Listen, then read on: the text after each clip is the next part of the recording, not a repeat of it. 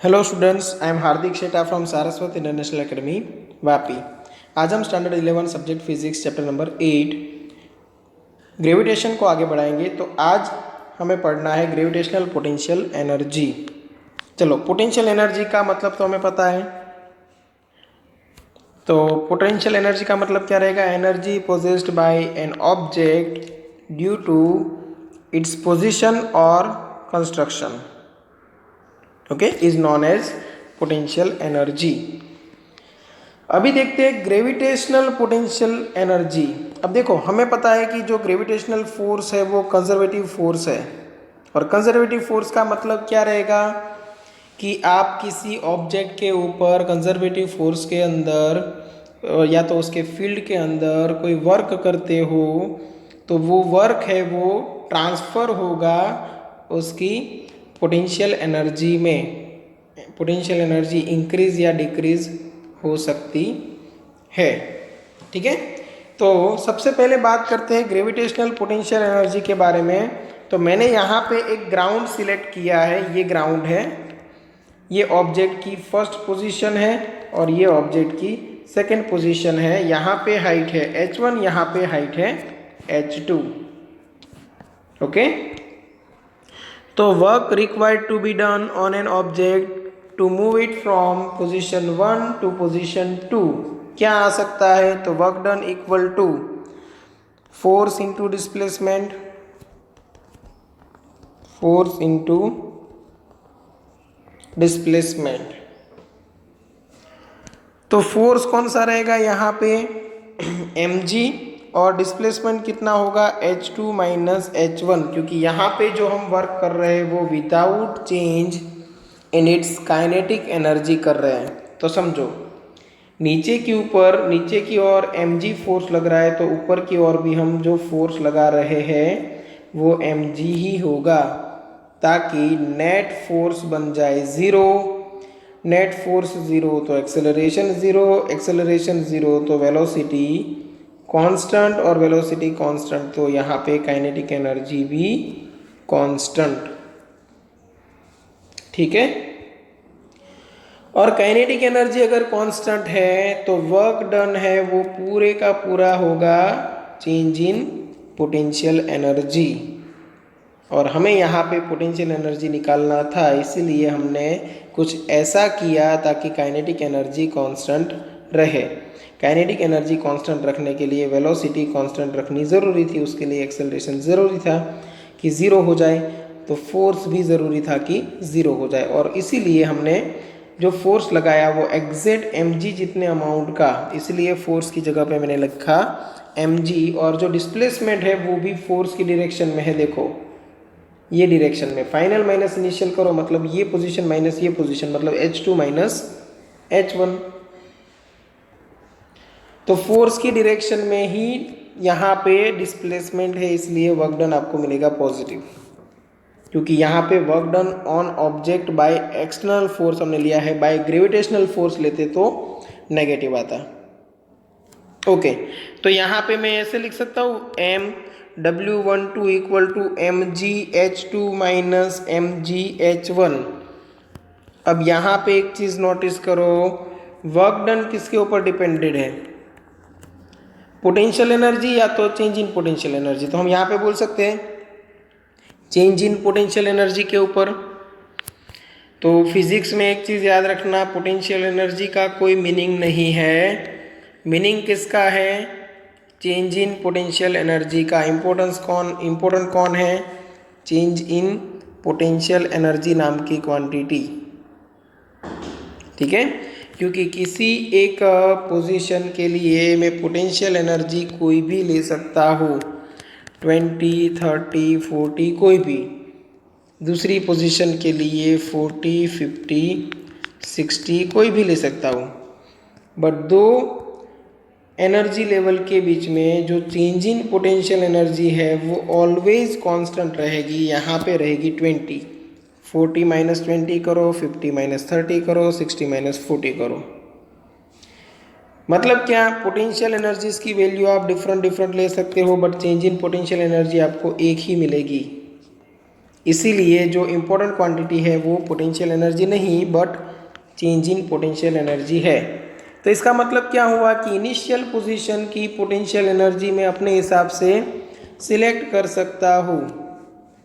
तो यहाँ पे मैं ले लेता हूँ if H1 equal to 0 and H2 equal to H, मतलब मैंने ग्राउंड के रिस्पेक्ट में ले लिया तो पोटेंशियल एनर्जी बनेगी mgh। जो हम वर्क करते हैं वही पोटेंशियल एनर्जी के फॉर्म में ट्रांसफ़र होगा। ओके, तो ये बात तो हुई स्मॉल चेंज इन हाइट के लिए, जहाँ पे हमने ये जो फोर्स है उसको ऑलमोस्ट कांस्टेंट लिया था। बट अगर मैं बोलूँ कि किसी एक सिस्टम में अर्थ है यहाँ पे और मैं किसी एक ऑब्जेक्ट को R1 डिस्टेंस से R2 डिस्टेंस या तो R2 से R1 लेके जाता हूँ, तो यहाँ पे क्या होगा, देखो यहाँ पे डिस्टेंस का गैप बड़ा है तो अर्थ का ग्रेविटेशनल फोर्स भी वेरी होगा, क्योंकि फोर्स का फॉर्मूला क्या है Gmem अपॉन R²। अब ये डिस्टेंस जैसे जैसे वेरी होता जाएगा वैसे वैसे ये फोर्स की वैल्यू भी चेंज होगी। ठीक है, तो यहाँ पे जो हम वर्क ले रहे हैं वो डायरेक्ट फोर्स इनटू डिस्प्लेसमेंट नहीं कर सकते, हमें लेना पड़ेगा work done by variable force, work done by variable force. ठीक है, तो उसके लिए वर्क डन का फॉर्मूला कौन सा है, इंटीग्रेशन F dr या तो dx। ठीक है, चलो तो स्टार्ट करते हैं। ओके, तो देखो मैंने यहाँ पे लिख के ही रखा है। एक्चुअली मैंने रिकॉर्डिंग किया था बट कोई एरर की वजह से डिलीट हो गया था, तो यहीं से कंटिन्यू करते हैं। मैंने लिख के रखा है, यहाँ पे देख लो आप, ये अर्थ है, ये फर्स्ट पोजीशन है और ये सेकंड पोजीशन है। एक मास है स्मॉल एम मास, उसकी बॉडी को हम इनिशियल पोजीशन 1 से फाइनल पोजीशन 2 तक लेके जाना चाहते हैं। अब उसके लिए वर्क क्या करना पड़ेगा, तो work done in lifting a particle from R1 to R2 is given by W12 okay equal to integration R1 to R2, initial position R1 से final position R2 F dr, और F की जगह पे हम क्या लिखेंगे Gmem अपॉन R², इंटू क्या करना है dr, जो कॉमन निकलता है वो हम निकाल लेते हैं Gmem। यहाँ पे in bracket -1 upon R, integration R1 to R2 था तो हमने यहाँ पे लिमिट ले ली, लोअर लिमिट R1 और हायर लिमिट R2। ठीक है, ओके, तो ये इंटीग्रेशन तो हो गया। फिर ये जो माइनस साइन है वो मैंने बाहर निकाल ली, तो यहाँ पे -Gmem ओके, इन ब्रैकेट एक बार अपर लिमिट रखनी है मतलब 1 अपॉन R2, एक बार लोअर लिमिट रखनी है मतलब -1 अपॉन R1 हमने किया। ओके, अब उसके बाद क्या, तो देखो ये हो गया वर्क डन। अब हमें क्या लेना है, पोटेंशियल एनर्जी। अब पहले हमने जैसे बात की थी एक ही पोजीशन की पोटेंशियल एनर्जी हम अलग अलग ले सकते हैं, but change in potential energy different नहीं आनी चाहिए। अब उसके लिए हम क्या कर सकते हैं, तो एक काम हो सकता है यहाँ पे कि हम किसी ऑब्जेक्ट की पोटेंशियल एनर्जी किसी पोजीशन के लिए किसी एक रेफरेंस पोजीशन से ले और वो रेफरेंस पोजीशन सभी के लिए सेम होना चाहिए। ठीक है, तो एक आइडियल रेफरेंस पोजीशन हमें क्या मिल सकता है, इन्फिनिटी। क्यों, क्योंकि वहाँ पे ग्रेविटेशनल फोर्स होता है ऑब्जेक्ट की वजह से 0।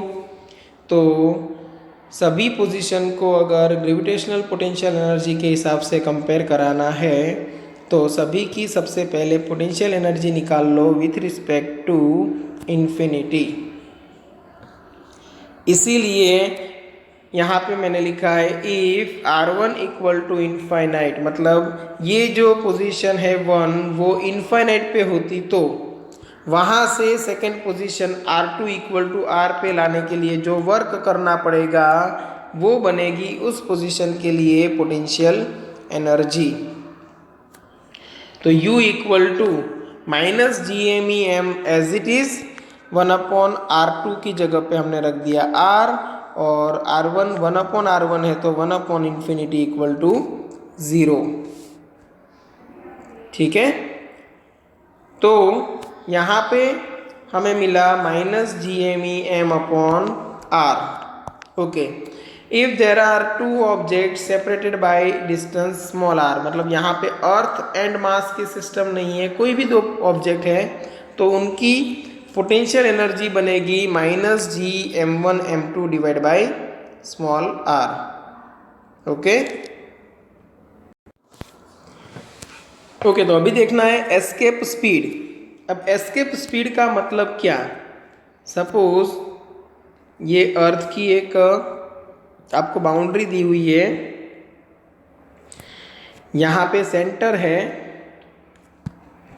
और सेंटर से लेके सरफेस तक का जो डिस्टेंस है वो बनेगी ये स्फीयर की रेडियस। रेडियस है आर ई।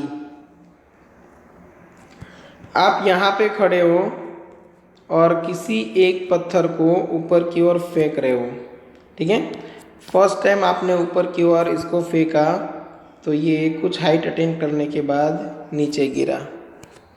आपने और ज़्यादा स्पीड से थ्रो किया तो ज़्यादा हाइट अटेन करने के बाद वापस गिरा। क्या आप ऐसा कर सकते हो कि उसको उतनी ज़्यादा आप इनिशियल वेलोसिटी या इनिशियल स्पीड प्रोवाइड कर दो कि वो वापस ही ना आए? मतलब ये अर्थ का जो ग्रेविटेशनल फोर्स है वो जहाँ तक लग रहा है वो बाउंड्री से भी वो आगे निकल जाए। अगर ऐसा हुआ तो आपने जो स्पीड प्रोवाइड की थी उसको बोला जाएगा एस्केप स्पीड। मतलब अर्थ के ग्रेविटेशनल इन्फ्लुएंस से बाहर निकलने के लिए जो ज़रूरी मिनिमम स्पीड है उसको हम बोलते हैं एस्केप स्पीड। ओके, अब उसके लिए क्या किया जाए? तो किसी भी ऑब्जेक्ट को हमें फ्री कराना पड़ेगा। अब फ्री कराने के लिए क्या कर सकते हैं?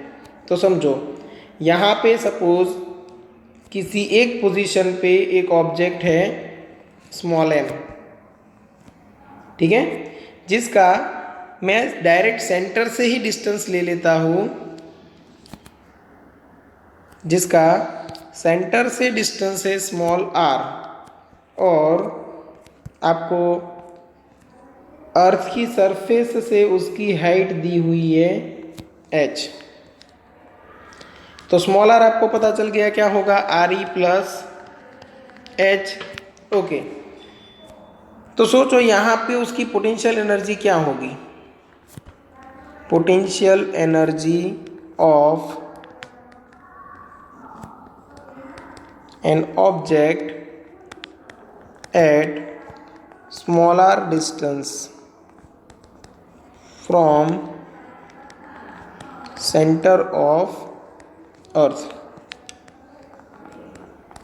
ओके, चलो क्या रहेगी पोटेंशियल एनर्जी? अभी हमने देखा था पोटेंशियल एनर्जी रहेगी minus G M E M divide by small R. अब वो रेस्ट में है तो उसके पास कोई काइनेटिक एनर्जी तो होगी नहीं, तो इनिशियल काइनेटिक एनर्जी है 0। अब यहाँ पे नेगेटिव साइन का मतलब क्या है? पोटेंशियल एनर्जी में जो नेगेटिव साइन आती है अब उसका मतलब क्या है? तो नेगेटिव साइन का मतलब रहेगा कि ये जो ऑब्जेक्ट है वो बाउंडेड है विथ दिस ऑब्जेक्ट। एक ऑब्जेक्ट दूसरे ऑब्जेक्ट से अगर बाउंडेड है तो उसकी टोटल एनर्जी आपको मिलेगी नेगेटिव। यहाँ पे पोटेंशियल तो नेगेटिव है ही और काइनेटिक तो 0 है, तो टोटल एनर्जी बन गई नेगेटिव। तो इसको फ्री कराने के लिए इतनी ही बट ऑपोजिट डायरेक्शन में एनर्जी देनी पड़ेगी, जिसको हम बोलेंगे बाइंडिंग एनर्जी।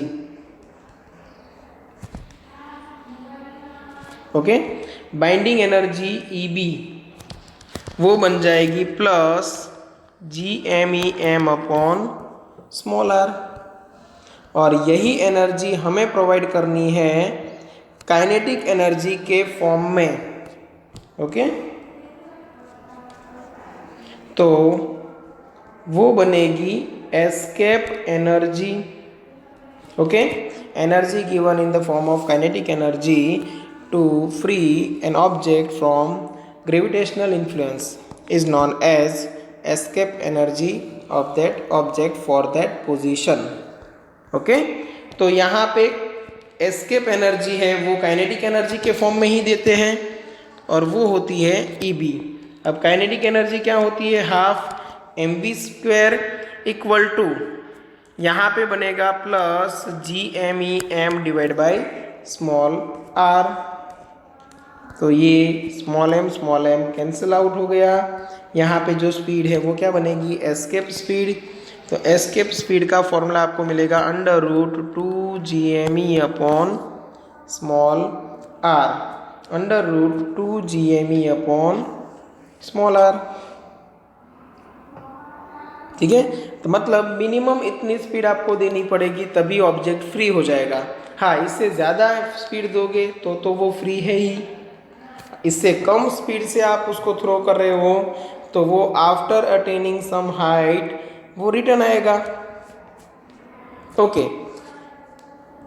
अगर ऑब्जेक्ट अर्थ की सरफेस के ऊपर है तो if small r equal to capital RE, मतलब object on the surface of earth, तो फिर एस्केप एनर्जी जो आपको मिलेगी वो √2gme स्मॉल r की जगह पे आ जाएगा RE। और इसी फॉर्मूला को थोड़ा सिंपल कैलकुलेशन के लिए कन्वर्ट करें तो मैं नीचे कर देता हूँ RE² और RE से ही मल्टीप्लाई भी कर देता हूँ। देखो, RE से हमने मल्टीप्लाई एंड डिवाइड किया। अब हमें पता है कि जो GME अपॉन RE² है वो स्मॉल g की वैल्यू है। तो एस्केप स्पीड इक्वल टू हमें यहाँ पे फॉर्मूला मिलेगा √2gRE। g की वैल्यू हमें 9.8 पता है, RE की वैल्यू 6400 किलोमीटर पता है। तो सभी वैल्यू को यूज़ कर लो। तो ऑन दी सरफेस ऑफ अर्थ आपको एस्केप स्पीड कितनी मिलती है, 11.2 किलोमीटर पर सेकेंड। ठीक है, मतलब हर एक सेकेंड पे 11.2 किलोमीटर डिस्टेंस ट्रैवल कर सके अगर आप उतनी स्पीड से किसी ऑब्जेक्ट को थ्रो करते हो तो वो अर्थ के ग्रेविटेशनल इन्फ्लुएंस से बाहर निकल जाएगा और वो कभी ऑब्जेक्ट वापस नहीं आएगा। ठीक है, बट ये भी एक आइडियल कंडीशन है। हमने यहाँ पे एयर रेजिस्टेंस को इग्नोर किया है। अगर आप एयर रेजिस्टेंस काउंट करो तो आपको इससे कहीं ज़्यादा स्पीड देनी पड़ेगी। ठीक है, चलो, तो यहाँ पे हमने 2 टॉपिक आज पढ़े। एक कौन सा, ग्रेविटेशनल पोटेंशियल एनर्जी, और दूसरा टॉपिक एस्केप स्पीड। दोनों का रिवीजन अच्छे से कर लेना, टेक्स्ट बुक में से अच्छे से पढ़ लेना। अगर कहीं पे डाउट लगे तो कांटेक्ट कर सकते हो। चलो, यहाँ तक रखते हैं। Thank you.